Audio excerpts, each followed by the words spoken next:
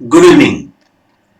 CMA final paper number 13 corporate law and compliances. Paper number 13 corporate law and compliances.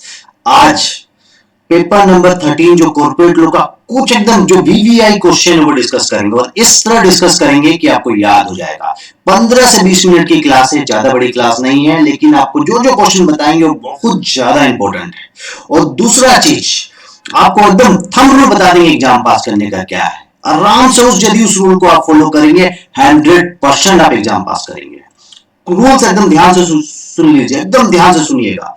एकदम आपको positive belief system रखना है। एकदम आपको आज से 15 दिन तक, जब तक एग्जाम खत्म नहीं होता है, आपको एकदम पॉजिटिव बिलीफ सिस्टम रखना है। यही बिलीफ सिस्टम रखना है कि हम एग्जाम में पास हो रहे हैं, मतलब होंगे एग्जाम में पास। हम 100% हम एग्जाम में पास होंगे।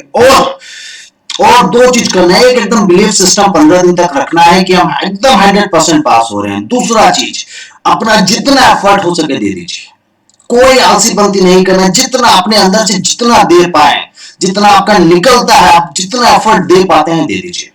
बस दो चीज आपको फॉलो करना है। पास होने से आपको कोई नहीं रोक सकता, याद रखिए।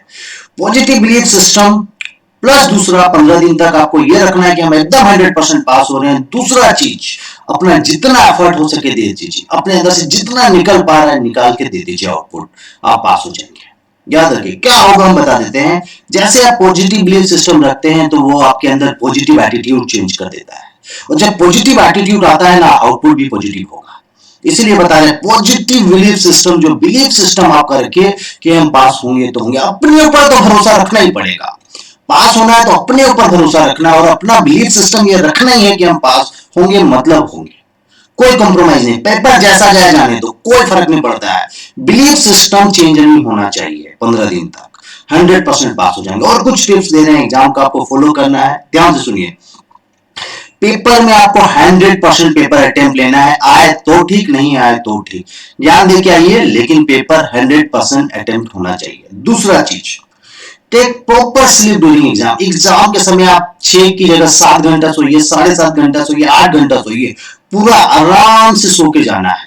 जैसे आप सो के जाएंगे माइंड एकदम कूल रहेगा आपका, आराम से लिख पाएंगे। एकदम कूल रखना है आपको, 15 दिन माइंड को एकदम कूल रखना है, अच्छी तरह सो के जाना। और एक टिप्स याद रखिएगा, stop study before 2 hours of exam.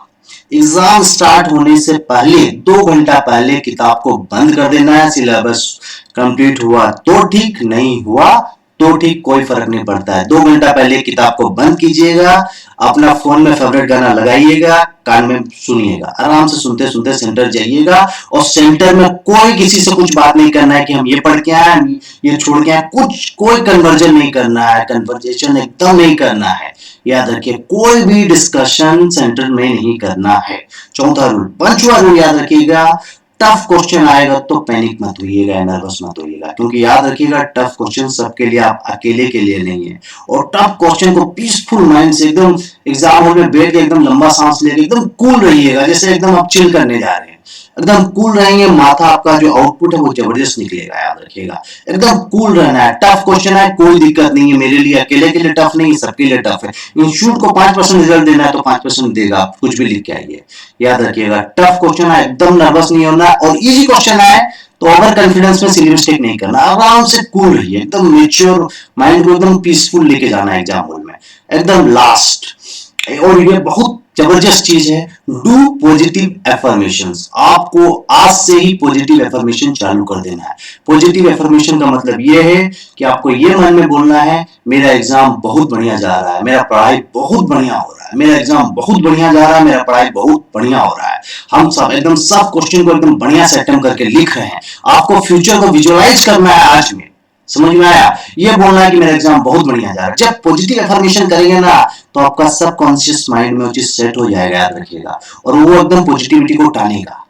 ये बहुत बड़ा जबरदस्त काम करता है पॉजिटिव एफर्मेशंस, याद रखिएगा।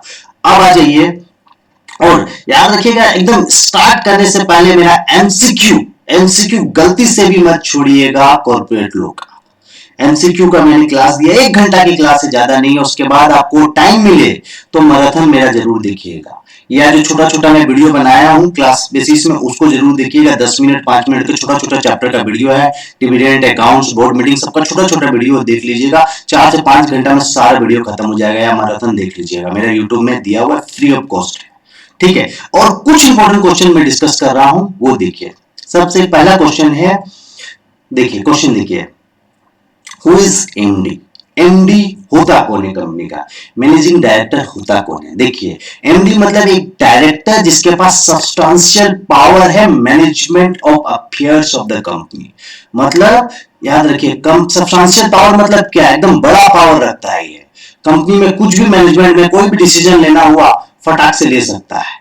हायर ऑथोरिटी का पावर है, रूटीन नेचर का पावर नहीं है इसके पास। बड़ा बड़ा डिसीजन जो कंपनी में लेता है, जिसके पास सब्सटेंशियल पावर है, कंपनी में कोई भी बड़ा डिसीजन लेना है उसका पावर है। किसके पास है? एमडी के पास है।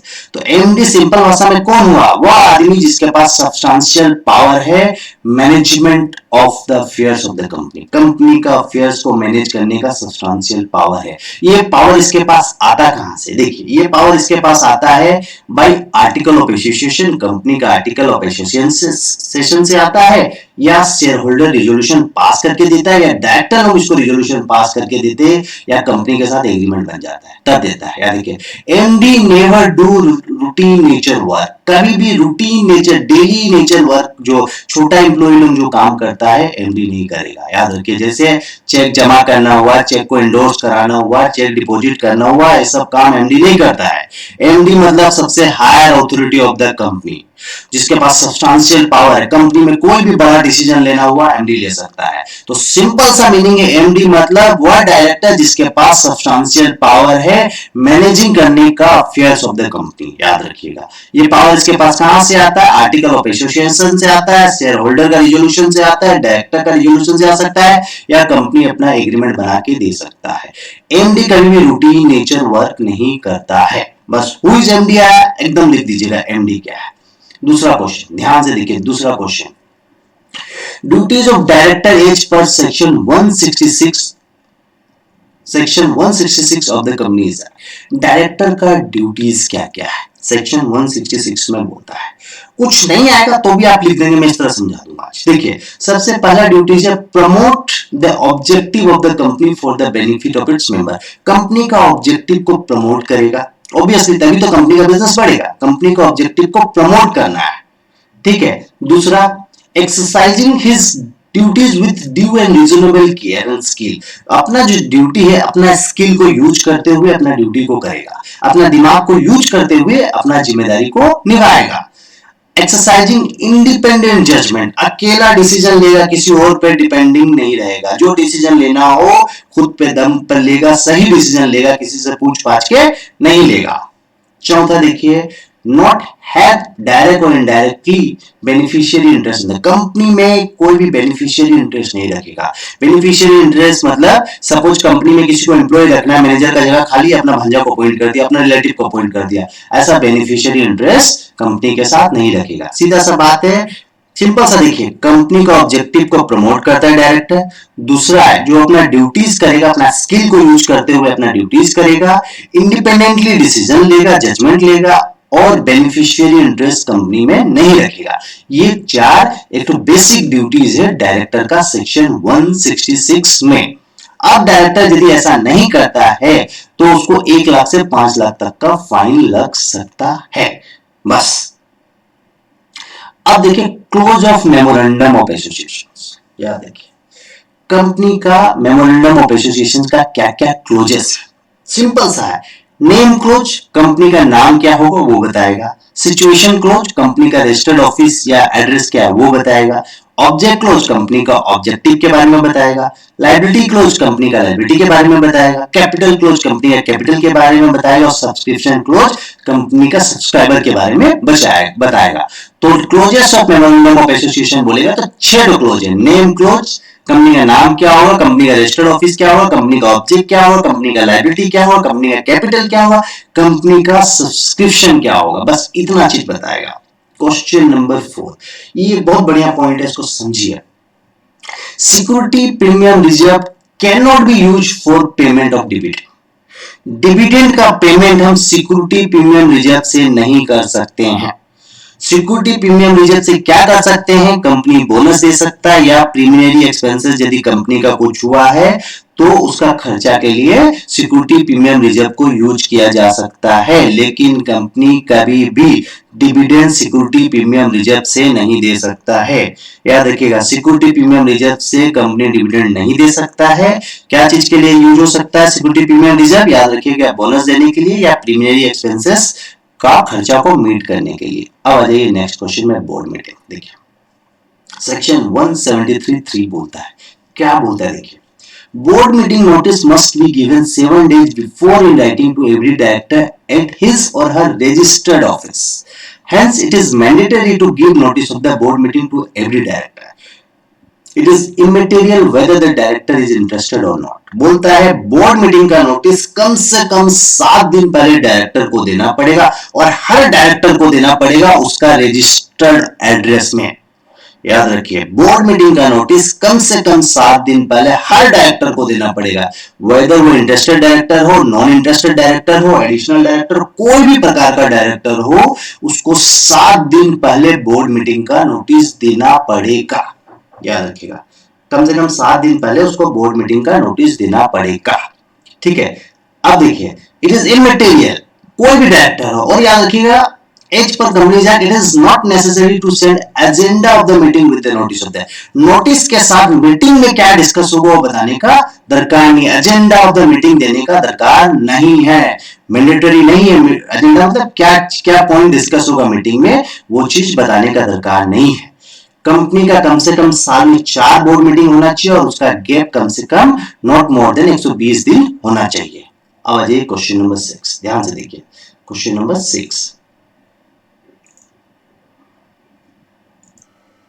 क्वेश्चन नंबर 6 ध्यान से देखिए, क्वेश्चन में बोलता है duties of resolution professional under IBC code.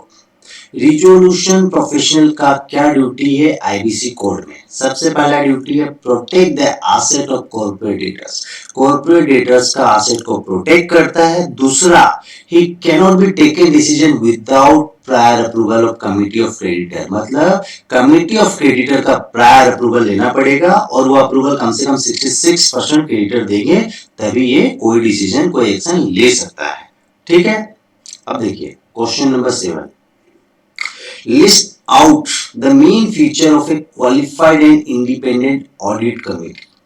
ठीक है, to be set up under SEBI. SEBI में बोला गया कि आपको फीचर्स बताना है एक तो इंडिपेंडेंट ऑडिट कमेटी का क्या क्या फीचर्स है। ठीक है, तो याद देखिए क्या क्या फायदा है, क्या क्या फीचर्स है। देखिए, कम से कम ऑडिट कमेटी में मिनिमम 3 डायरेक्टर एज मेंबर, कम से कम कंपनी जो है उसका मेंबर 3 डायरेक्टर होना चाहिए, minimum 3 director as member and 2/3 of the total member of audit committee shall be independent director. 3 member होना चाहिए डायरेक्टर, कम से कम 3 डायरेक्टर उसका मेंबर होना चाहिए और उसमें भी 2/3 जो है मतलब 3 में से 2 इंडिपेंडेंट डायरेक्टर होना चाहिए।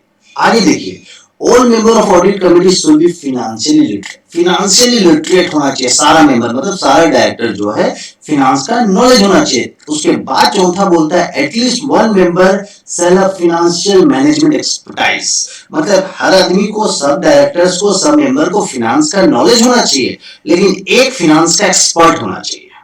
मिनिमम 3 डायरेक्टर्स, 2/3 होना चाहिए इंडिपेंडेंट डायरेक्टर, सारा डायरेक्टर को फाइनेंस का नॉलेज होना चाहिए, एक डायरेक्टर फाइनेंस का एक्सपर्ट होना चाहिए।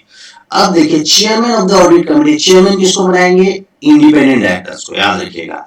And chairman of the audit committee shall be presented at annual general meeting to answer shareholder query. AGM में उसको प्रेजेंट होना पड़ेगा चेयरमैन को और शेयरहोल्डर जितना क्वेश्चन पूछेगा उसका आंसर देना पड़ेगा। बस सिंपल सा क्वेश्चन है। Question number 8, money laundering meaning क्या होता है? मनी लॉन्ड्रिंग मतलब converting black money into white money, काला धन को सफेद बनाने को ही मनी लॉन्ड्रिंग बोलते हैं, ब्लैक मनी को व्हाइट में कन्वर्ट करने को मनी लॉन्ड्रिंग बोलते हैं।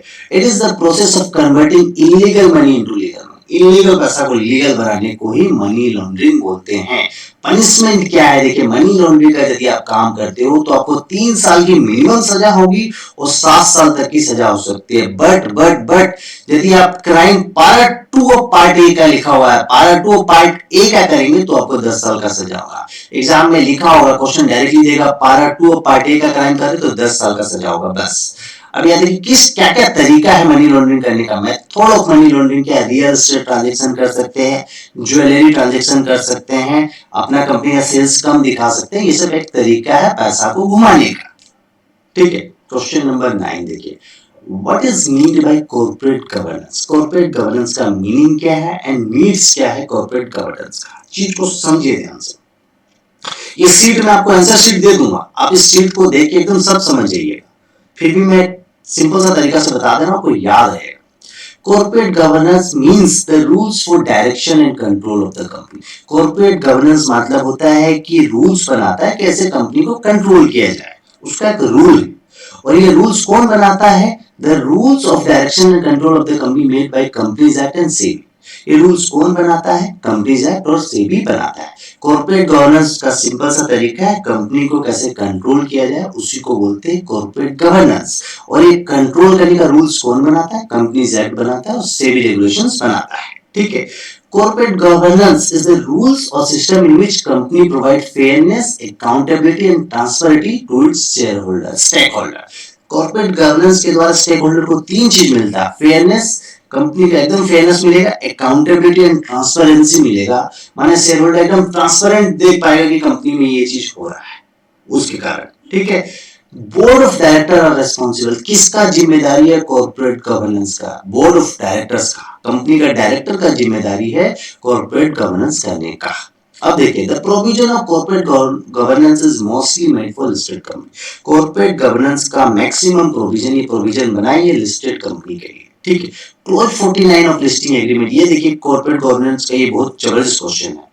Following are the requirement, clause 49 का रिक्वायरमेंट क्या है, देखिए board of director, at least 1/3 of the director in the board should be independent director, 1/3 director independent director होना चाहिए। और ऑडिट कमेटी के रूल से audit committee must contain 3 director and 2/3 must be independent director. Simple सा चीज है, दो चीज याद रखिएगा। नीड्स फॉर कॉर्पोरेट गवर्नेंस का जरूरत क्यों है, देखिए इंप्रूव कॉर्पोरेट परफॉर्मेंस, यदि अच्छा कंपनी अच्छा कंप्लायंस करेगा तो कंपनी का जो कॉर्पोरेट इमेज, कॉर्पोरेट परफॉर्मेंस तो बढ़ेगा ही, इंप्रूव होगा। इनहेंस्ड इन्वेस्टर ट्रस्ट, इन्वेस्टर का ट्रस्ट भी बढ़ता है कि कंपनी नॉन कंप्लायंस कुछ भी नहीं कर रहा है। रिडक्शन करप्शन, करप्शन खत्म हो जाएगा कंपनी यदि सारा रूल्स फॉलो करेगा। Easy finance from bank, bank वगैरह से इजीली पैसा मिल जाएगा। रिड्यूस स्कैंडल्स, जो आज के दिन स्कैंडल्स होता है वो सब खत्म हो जाएगा। इनहेंस एंटरप्राइज, एंटरप्राइज का मार्केट वैल्यू भी बढ़ जाएगा। सिंपल सा लॉजिकली आप लिख पाएंगे answer. Explain various benefit of CSR, corporate social responsibility, मतलब होता है कि कंपनी का भी कुछ जिम्मेदारी है सोसाइटी के तरह। इसीलिए बोला गया है जिस कंपनी का प्रॉफिट, एक स्पेसिफिक प्रॉफिट बोलता है 5 करोड़ प्लस, एक क्राइटेरिया है, एक से बड़ा कंपनी के लिए सीएसआर एप्लीकेबल है। अब बोलता है कि बेनिफिट क्या है, सीएसआर का बेनिफिट क्या है, बोलता है इट्स बिल्ड पब्लिक ट्रस्ट। यदि कंपनी सोसाइटी के लिए कुछ खर्चा कर रहा है तो इससे क्या होगा, कंपनी का पब्लिक ट्रस्ट बढ़ जाएगा। It enhance consumer relation, consumer के साथ रिलेशनशिप भी अच्छा हो जाएगा। कंपनी यदि ट्रस्ट कर रहा है, कंपनी सोसाइटी के डेवलपमेंट में काम कर रहा है तो कंपनी का स्टेबिलिटी जो है, सस्टेनेबिलिटी बढ़ जाएगा, कंपनी का प्रॉफिट भी बढ़ेगा और इट्स इंकरेज करेगा प्रोफेशनल और एम्प्लॉय को अच्छा काम करने के लिए। Its encourage professional employ for better working. अब देखिए क्वेश्चन है, दो प्रकार का डिविडेंड होता है, कंसेप्ट नंबर 11 में आ गए। एक होता है फाइनल डिविडेंड, एक होता है इंटरिम डिविडेंड। फाइनल डिविडेंड मतलब जो शेयर होल्डर लोग एजीएम में डिक्लेयर करता है। इंटरिम डिविडेंड मतलब डिक्लेयर बिटवीन टू एजीएम, दो एजीएम के बीच में जो दिया जाता है। जो एजीएम में दिया जाता है उसको बोलते हैं फाइनल डिविडेंड, और जो एजीएम में नहीं दिया जाता उसको इंटरिम डिविडेंड बोलते हैं। Dividend declare between two AGM. ठीक है, अब in case of loss, the company may declare dividend from freely this is up, but the rate of dividend shall be the average rate of dividend of last 3 preceding financial year। बोलता है company को loss हुआ कोई दिक्कत नहीं, company dividend दे सकता है, free reserve से डिविडेंड दे सकता है, लेकिन जो डिविडेंड का रेट है पिछला 3 साल में जो कंपनी डिविडेंड दिया उसका एवरेज से ज्यादा नहीं हो सकता है, याद रखिएगा। और डिविडेंड कंपनी जब भी डिक्लेयर करता है उसको, कंपनी को डिविडेंड मस्ट बी डिक्लेयर, 30 दिन के अंदर कंपनी को डिविडेंड डिक्लेयर करना पड़ेगा। और यदि कंपनी डिविडेंड का प्रोविजन में फॉल्ट करता है, टाइमली डिविडेंड नहीं देता है तो 1000 रुपए का फाइन लगेगा प्लस 18% रेट ऑफ इंटरेस्ट लगेगा। बस अब आ जाता है कॉन्सेप्ट नंबर 11 में, appointment of first auditors. Company जब इनकॉर्पोरेशन होता है, जब कंपनी आपका रजिस्टर होता है आरओसी में, वहां से 30 दिन के अंदर आपको डेट ऑफ इनकॉर्पोरेशन से 30 दिन के अंदर कंपनी को फर्स्ट ऑडिटर अपॉइंट करना पड़ता है। बोर्ड ऑफ डायरेक्टर्स के पास पावर है, वो फर्स्ट ऑडिटर को अपॉइंट कर सकता है, board with in 30 days of incorporation. अब सब्सिक्वेंट ऑडिटर माने फर्स्ट ऑडिटर के बाद जो ऑडिटर आएगा वो कब अपॉइंट होगा? On the first AGM, company का एजीएम में। मतलब सब्सिक्वेंट ऑडिटर को हम लोग एजीएम में या ईजीएम में ऑडिट अपॉइंट हो सकते हैं, लेकिन फर्स्ट सब्सिक्वेंट ऑडिटर एजीएम में अपॉइंट होगा। और casual vacancy other than resignation, यदि ऑडिटर कोई वैकेंसी रिजाइन करता है कंपनी से, रेजिग्नेशन छोड़ के कुछ और रीजन से रिजाइन होता है, सपोज ऑडिटर मर गया, रिजाइन नहीं किया, मर गया, डेथ हो गया, तो बोर्ड दूसरा ऑडिटर को अपॉइंट कर सकता है। लेकिन यदि ऑडिटर रेजिग्नेशन देगा तो शेयर होल्डर का अप्रूवल लगेगा। बोर्ड अपॉइंट कर सकता है ऑडिटर को, उस ऑडिटर को अपॉइंट कर सकता है जो रेजिग्नेशन नहीं दिया, कैजुअल वैकेंसी हुआ है लेकिन रेजिग्नेशन के कारण नहीं हुआ, तब बोर्ड अपॉइंट कर सकता है। लेकिन यदि रेजिग्नेशन के कारण यदि ऑडिटर गया है कंपनी से, उसको शेयर होल्डर अपॉइंट करेगा, या एजीएम में करे या कंपनी का ईजीएम में करे, लेकिन शेयर होल्डर के पास पावर है। रेजिग्नेशन, जो ऑडिटर रेजिग्नेशन करता है उसको शेयर होल्डर लोग ही अपॉइंट कर सकता है, याद रखिएगा। अब आ जाता है अमेंडमेंट। क्वेश्चन देखिए, अमेंडमेंट का कुछ क्लास है। अब देखिए, now listed of non convertible डेब्ट सिक्योरिटी और non convertible redeemable preference share of public company are not giving status of listed company. पहले क्या होता था, कोई भी पब्लिक लिमिटेड कंपनी, ठीक है, अपना कन्वर्टेबल डेब्ट सिक्योरिटी या रिडीमेबल प्रेफरेंस शेयर को लिस्टेड करा देता था और लिस्टिंग का स्टेटस ले लेता था। आज के दिन यदि कोई पब्लिक कंपनी अपना डेब्ट सिक्योरिटी और प्रेफरेंस शेयर को लिस्टेड कराता है तो उसको लिस्टिंग का स्टेटस नहीं मिलेगा। Now listing of non convertible डेब्ट security of a private company, पहले प्राइवेट कंपनी अपना डेब्ट सिक्योरिटी को लिस्टेड करा के लिस्टिंग का स्टेटस देता था, आज के दिन वो नहीं मिलेगा, can not give status of listed company. तो लिस्टिंग कंपनी का डेफिनेशन से दो चीज हट गया है। अब आ जाता है सेक्शन 2 सबसेक्शन, जो सब क्लोज है 85, क्या बोलता है, स्मॉल कंपनी। स्मॉल कंपनी मतलब पेड अप कैपिटल 2 करोड़ से ज्यादा नहीं होना चाहिए और टर्नओवर आज के दिन 20 करोड़ से ज्यादा नहीं होना चाहिए। पहले 50 लाख था, 2 करोड़ था, लेकिन आज के दिन स्मॉल कंपनी के लिए पेड अप कैपिटल का लिमिट 2 करोड़ है, टर्नओवर का लिमिट 20 करोड़ है। बस इतना ही याद रखिएगा स्मॉल कंपनी में, सेक्शन 2 सब क्लोज 85। 1% कंपनी, याद रखिए पहले member of OPC resident in India होता था, आज अदरवाइज भी हो सकता है, मतलब no need of resident India, बाहर का आदमी भी मेंबर हो सकता है ओपीसी का, बस यही याद रखना है। आगे देखिए, एनुअल रिटर्न एमडीटी 7 है। आज स्मॉल कंपनी के लिए, ओपीसी के लिए तो नया एनुअल रिटर्न निकला है, उसको बोलते हैं एमडीटी 7 है। प्राइवेट लिमिटेड कंपनी के लिए एमडीटी 7 है और ओपीसी और स्मॉल कंपनी के लिए एमडीटी 7A है। अब देखिए, तो और आया है extension of reservation of name. पहले कंपनी जब आप इनकॉर्पोरेट करते थे, नेम के लिए, नेम अप्रूवल के लिए अप्लाई करते थे, तो जो आरओसी जो नाम देता था उसका वैलिडिटी सिर्फ 20 दिन रहता था। आज के दिन उसका वैलिडिटी 60 दिन। रिजर्वेशन ऑफ नेम का वैलिडिटी 60 डे रख सकते हैं, लेकिन 3000 रुपया एक्स्ट्रा लगेगा, एडिशनल फीस लगेगा, ठीक है। देखिए, जो मेन क्वेश्चन था मैं बता दिया हूं। मेरा एमसीक्यू आपको 100% देखना है। एमसीक्यू में कुछ भी राहत नहीं, 4 से 5 बार एमसीक्यू देख लीजिए, मेरा मैराथन का वीडियो देख लीजिए, और ये जो आज मैं बताऊं इस क्लास को 2-3 बार सुन लीजिएगा, एकदम याद हो जाएगा। अभी भी बता रहे, पास होने का थंब रूल यही है, अपना बिलीफ सिस्टम, एकदम पॉजिटिव बिलीफ सिस्टम रखिए, जब तक एग्जाम में हम पास हैं मतलब है। सिचुएशन जैसा है, पेपर जैसा जाए, कोई मतलब नहीं है। बिलीफ सिस्टम और पॉजिटिव अफर्मेशन डेली करना है, हम पास होंगे मतलब होंगे, सिचुएशन जैसा भी हो, एकदम पास हो जाएंगे। कूल माइंड रखिएगा, बस इतना ही बोलेंगे। थैंक यू, अपने पर भरोसा रखिए बस।